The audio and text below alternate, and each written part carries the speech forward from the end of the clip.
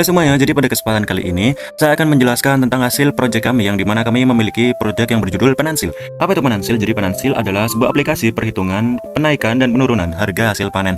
Nah, jadi itu bisa dibilang seperti ada status, ada dashboard harga saat ini. Jadi kita bahas lebih lanjut di selanjutnya. Nah, sini pertama-tama itu kita masuk sebagai user dulu. Dan ini kita masuk sebagai user terlebih dahulu ya.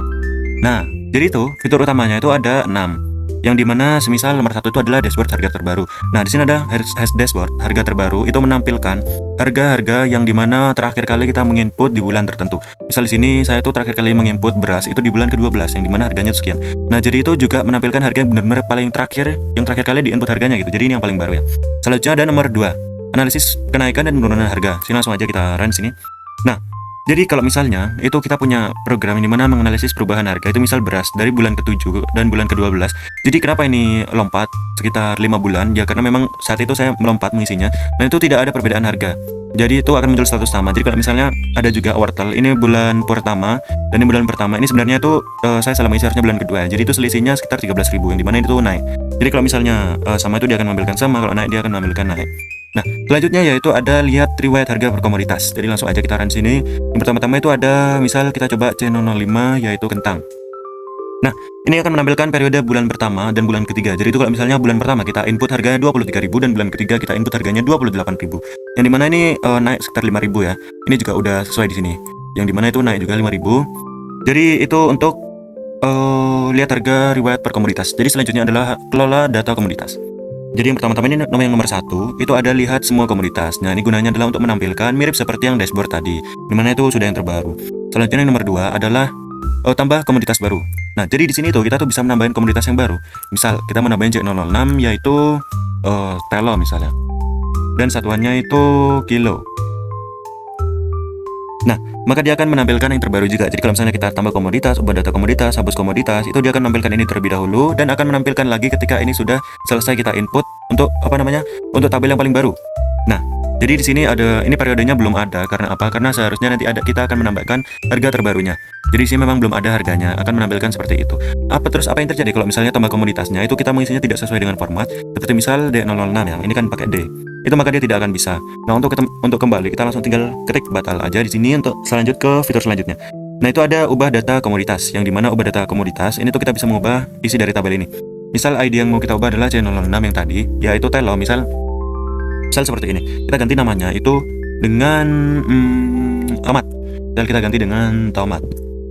Nah, satuan baru ini tuh kalau misalnya kita isi kosong itu tidak ada yang berubah dari satuannya. Jadi dia tetap maintain satuan yang lama tadi.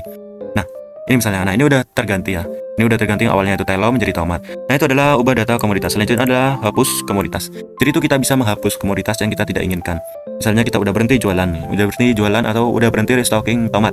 Jadi kita hapus aja tomatnya yang tadi, maka itu dia sudah akan langsung hilang. Lanjut ke menu utama. Selanjutnya adalah input harga baru. Nah, ini tadi yang sudah saya bilang ya. Jadi misalnya kita ingin ID komoditas yang kita input itu miliknya jagung. Ini mana bulan kedua, tadi karena bulan keduanya itu masih kosong ya. Ini tuh tahunnya itu minimal 2000. Nah, jadi kalau misalnya kita isi 1999, nah itu nggak bisa soalnya udah terlalu lama gitu. Nah, itu kita misal isi dengan 2024. Nah, dengan harga 29.000 misalkan. Nah, ini kalau misalnya kita lihat lagi di nomor 3 ya. Nah, tadi kan kita isi jagung. Kita lihat. Nah, ini. Dia ada harga yang bulan pertama, bulan kedua, dan bulan ketiga. Itu harganya seperti ini. Jadi memang kalau misalnya kita tampilin lagi yang nomor 2, nah, jagungnya akan muncul status turun. Itu kalau misalnya kita menggunakan fitur yang baru yaitu input harga baru. Selanjutnya yang tidak kalah penting adalah menu transaksi. Jadi di sini kalau misal kita ingin jadi contohnya itu misal kayak ini. Nah, seperti ini. Ini kalau misalnya langsung aja di sini kita jelasin ya. Kalau misalnya ID-nya itu menggunakan T. Jadi T itu apa? T transaksi, cuma buat singkatan aja. Nah, ini tanggalnya juga. Untuk tanggalnya kita input itu berapa. Dan ada komoditas.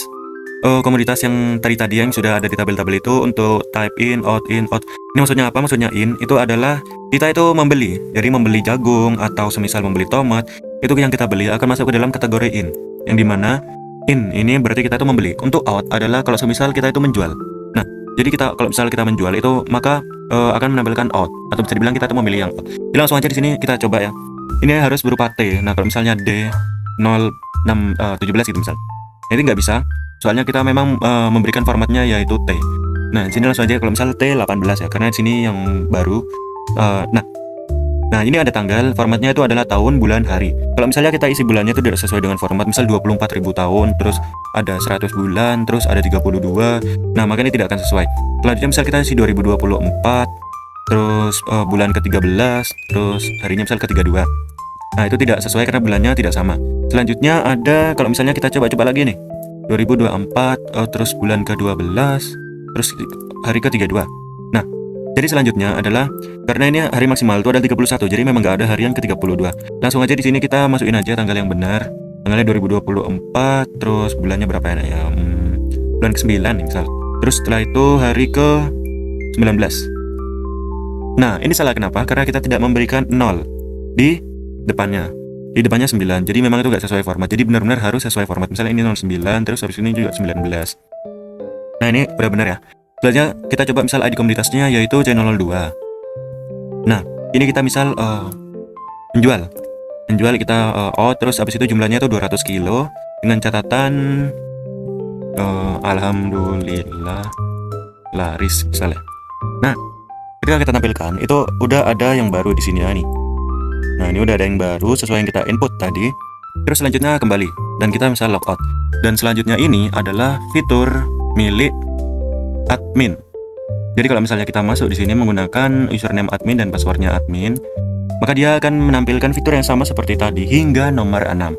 Nomor 789 itu adalah fitur yang khusus admin. Jadi kalau misalnya dia masuk menggunakan username admin dan passwordnya adminnya juga udah benar, di sini maka akan menampilkan fitur-fitur yang hanya dimiliki oleh seorang admin. Misalnya di sini dari nomor 7 kelola pengguna. Itu kelola penggunanya itu lihat user misalnya. Nah, ini ada usernya. Ada admin, user yang tadi kita coba itu adalah miliknya user dan ada juga admin backup. Admin backup ini gunanya apa? Akan kita jelaskan sebentar lagi. Nah, jadi untuk misal kita pilih yang nomor 2, tambah user. Misalnya kita ingin nambah user, username-nya Joko. Terus passwordnya Joko Sembung. Waduh, salah ini. Kok Sembung. Nah, dia role-nya sebagai operat.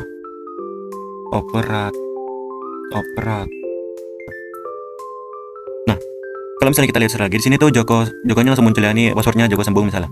Nah, terus ada juga ubah password. Jadi kalau kita sebagai admin itu bisa mengubah password dari user orang-orang yang menggunakan aplikasi kita.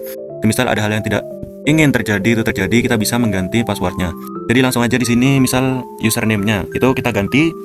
Kok username-nya kita ganti? Username kita pilih tadi Joko.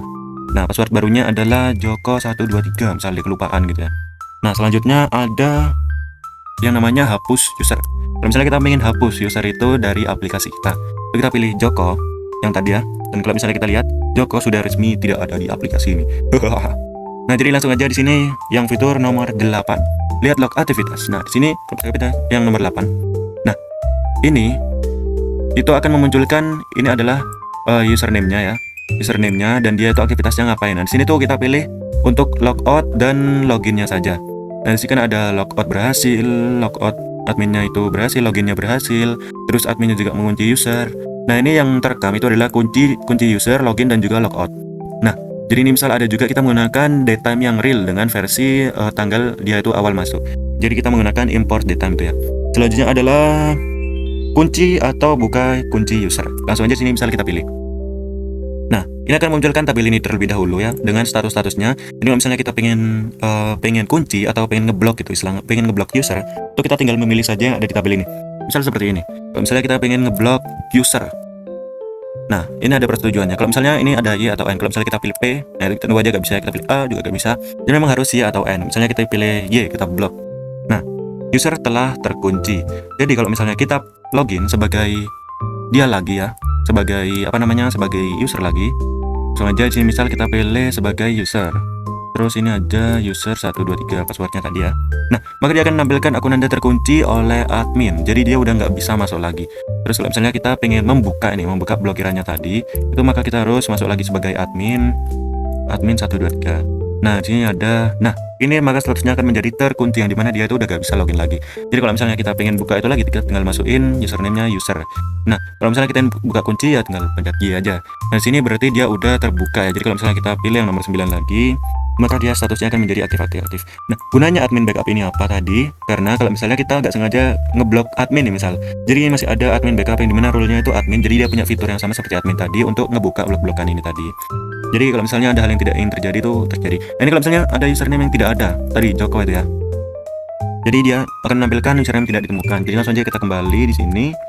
Dan itu dia demo milik kelompok kami, kelompok 6 Penansil. Sekian dan terima kasih.